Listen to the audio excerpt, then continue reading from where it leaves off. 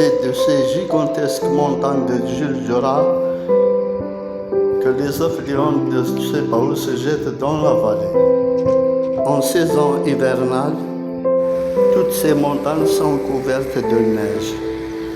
Aux amont de cette vallée, les ruisseaux se défilent vers le fleuve Sebao. L'hiver déploie son froid sortilège et la nature attend une saison neuve. Les paysans laissaient la nature face aux eaux abondantes et crues. Seuls les oliviers résistaient à ce grand froid.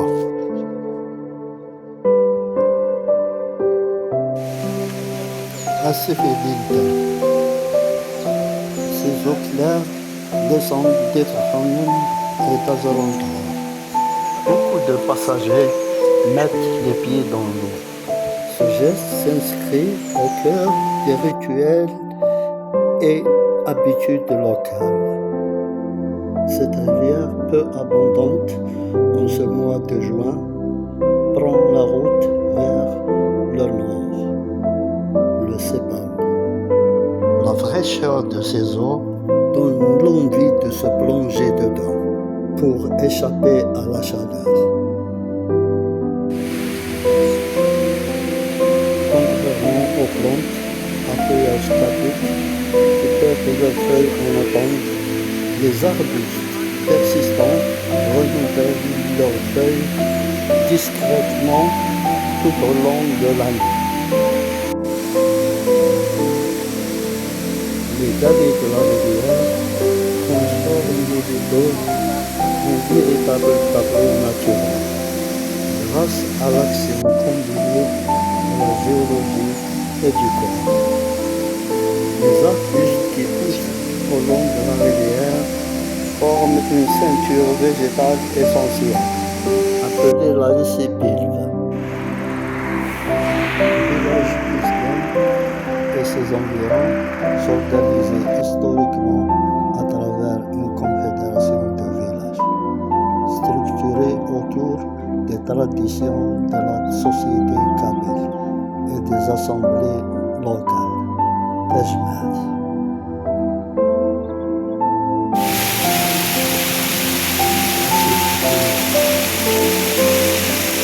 Il tire son nom des grands rochers différents qui sont produits de la rivière. Les bruits des eaux se peuvent entendre à une cinquantaine de mètres. Plus loin, on distinguait une blonde idyllique. Les eaux discouraient.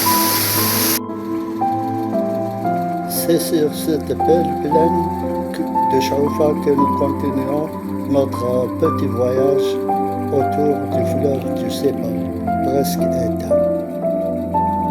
Laissant derrière nous les beaux villages d'Ilula, Tebouda et Busgen. Le fleuve continue son cours pour passer à côté d'Azazka et Freha. Sur les hauteurs de Freha, on connaît la grande vallée du Sebao. Historiquement, cette vallée a été le théâtre majeur pour la résistance locale lors de la fameuse bataille de l'eau Sebao. Aussi Bruxelles. Une grande potentialité grâce à la nappe phréatique du Sebao et du barrage de Takset. Les agriculteurs de cette région privilégient la culture de blé. Ces grandes surfaces y sont très favorables. Ainsi fonctionne. Tanda est un village de la commune de Ouadéba. Il est aussi le pôle universitaire en plein essor. Le Sebao traverse le monde gaulois. Il continue son chemin vers ses démarches. Ce massif est très boisé. Massif Utseli. avoir traversé le mont de Belwa, Erjaouna, il rejoint Drabanfta et Sédimane.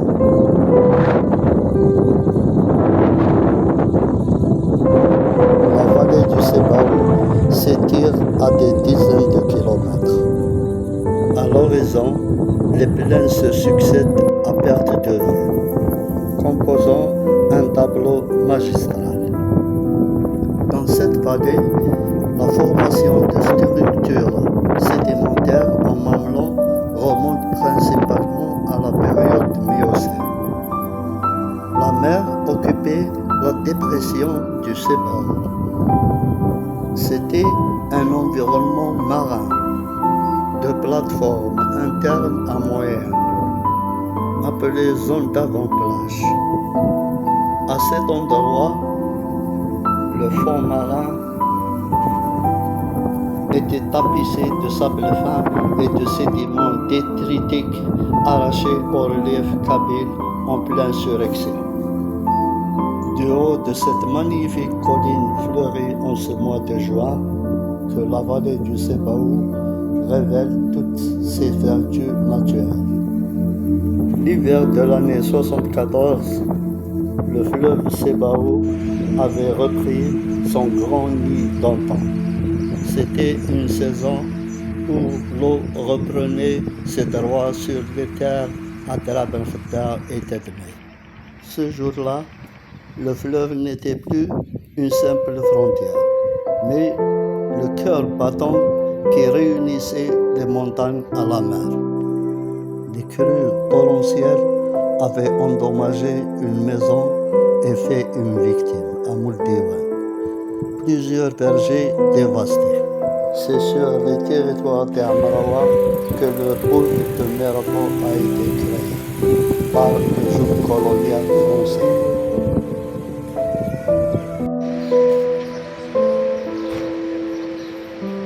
À l'indépendance algérienne, le 5 juillet 1962, la petite ville est devenue Kalamata. Elle était administrée par la commune de Termetil.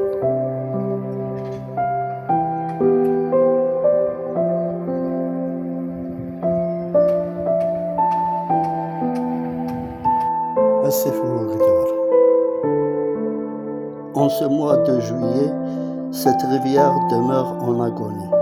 Il ne reste que du sable.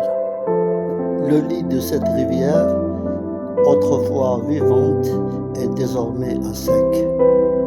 Et les eaux qui y stagnent exhalent une odeur fétide. Il y a quelques décennies, l'eau était abondante. Les enfants venaient s'y baigner, d'autres s'y pêchaient. C'était le bon vieux temps. L'eau était aussi propre que l'eau de robinet. Tedmei, ville de 1000 martyrs.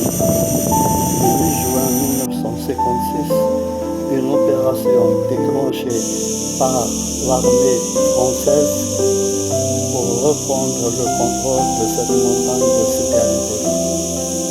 Au cours de cette opération, des dizaines d'hommes ont été exécutés sommairement.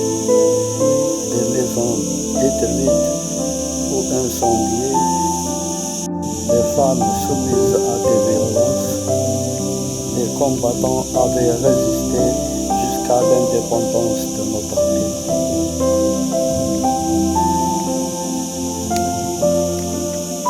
De cette montagne et Ex-Naja ont dominé les plaines de Tedmei et Nasiriyah. On pouvait aussi percevoir la mer de Délice.